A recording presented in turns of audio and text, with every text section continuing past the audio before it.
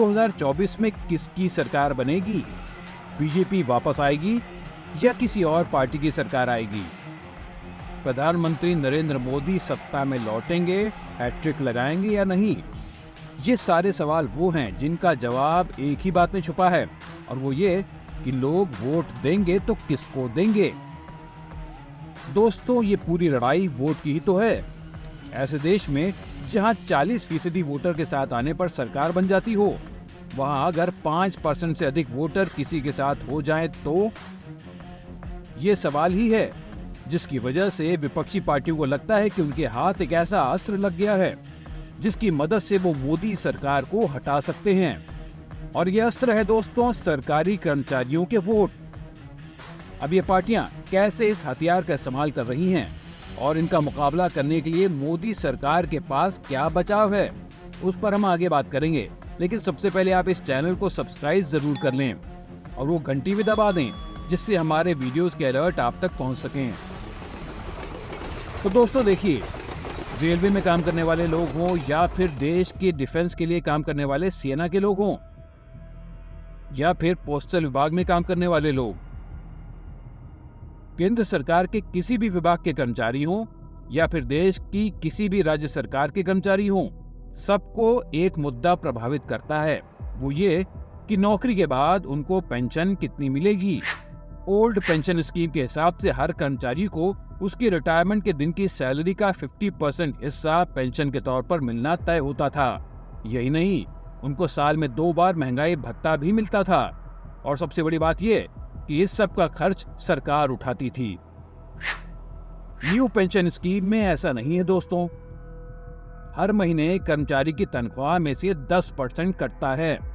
यानी अगर आपकी तनख्वाह 100 रुपए है तो सैलरी के 100 रुपए में से 10 रुपए कटते हैं पेंशन के लिए। इस 10 रुपए में सरकार अपनी ओर से 14 रुपए मिलाती है और इस तरह 24 रुपए हर महीने जमा होते हैं कर्मचारी के 60 साल तक का होने तक।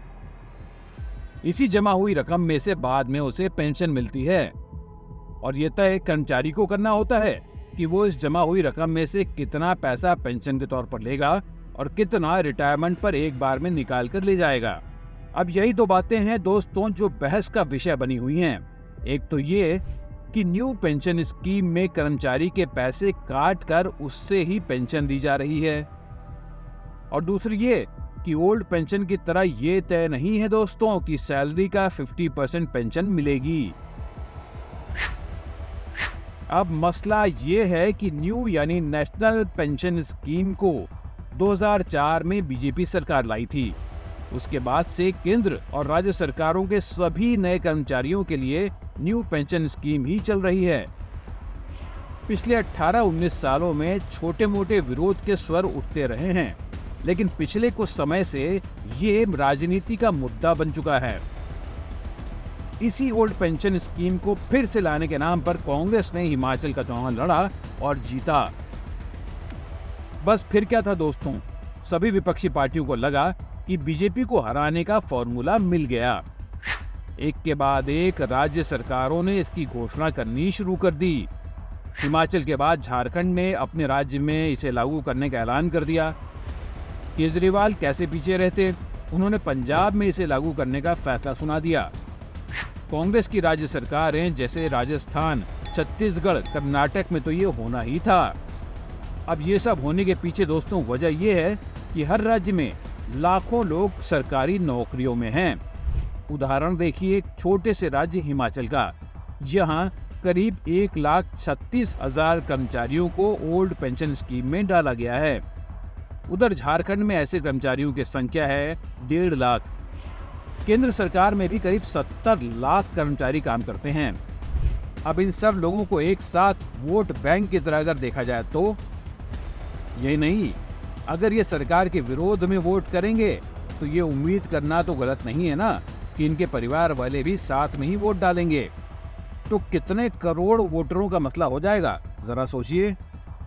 और अगर ये गणित सही बैठ गया दोस्तों, तो जाति, धर्म जैसे कई मुद्दों से अधिक वोट खाते में आ सकते हैं। इसीलिए सभी पार्टियां इसके पीछे पड़ी हुई हैं। अब ये बात अलग है दोस्तों कि देश में नौकरी करने वाले कुल लोगों में से सिर्फ 23% ही सरकारी नौकरियों में हैं, राज्य और केंद्र सरकार को मिलाकर। मतलब 75% से अधिक नौकरी पेशा लोगों के लिए ओपीएस यानी ओल्ड पेंशन स्कीम का कोई मतलब नहीं बनता। और अगर देश में हर तरह के काम करने वाले लोगों को मिलाकर देखा जाए तो सरकारी नौकरी में सिर्फ और सिर्फ 3% लोग ही हैं। तो बाकी 97% काम करने वालों के लिए तो ओपीएस यानी ओल्ड पेंशन स्कीम है ही नहीं। जबकि एनपीएस यानी न्यू पेंशन स्कीम में कोई भी अपने लिए पेंशन का इंतजाम कर सकता है। लेकिन सरकारी नौकरी करने वाले एक साथ संगठित हो सकते हैं और उनको ये ओपीएस देने का फैसला राज्य या केंद्र सरकार अपने आप कर सकती है। इसीलिए उनको इस मुद्दे पर लुभाया जा रहा है।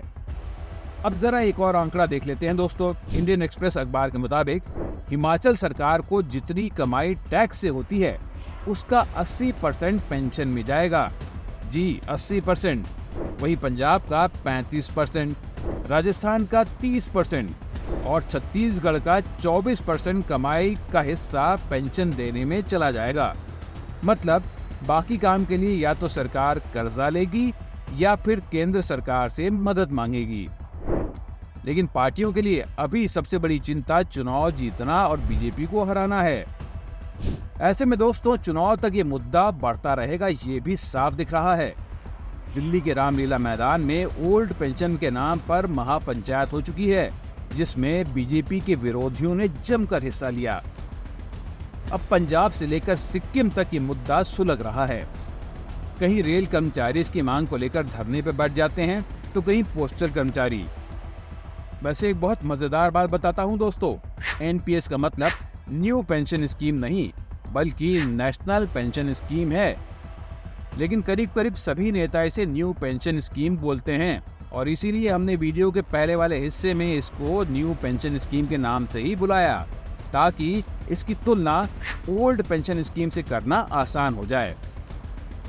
खैर, अब जरा बीजेपी की बात करते हैं तो उसकी समस्या ये है कि वो एनपीएस की खूबियां तो बता सकते हैं लेकिन खुलकर इसकी मांग को ठुकरा भी नहीं सकते।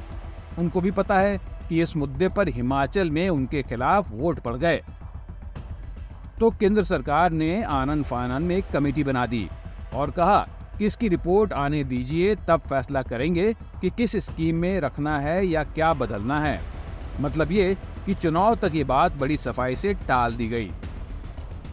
लेकिन लगातार बहस को चलता देख नाराज कर्मचारियों का गुस्सा कम करने के लिए एक वन टाइम छूट दी गई कि अगस्त 2023 तक जो कर्मचारी वापस ओल्ड पेंशन स्कीम में जाना चाहें वो जा सकते हैं।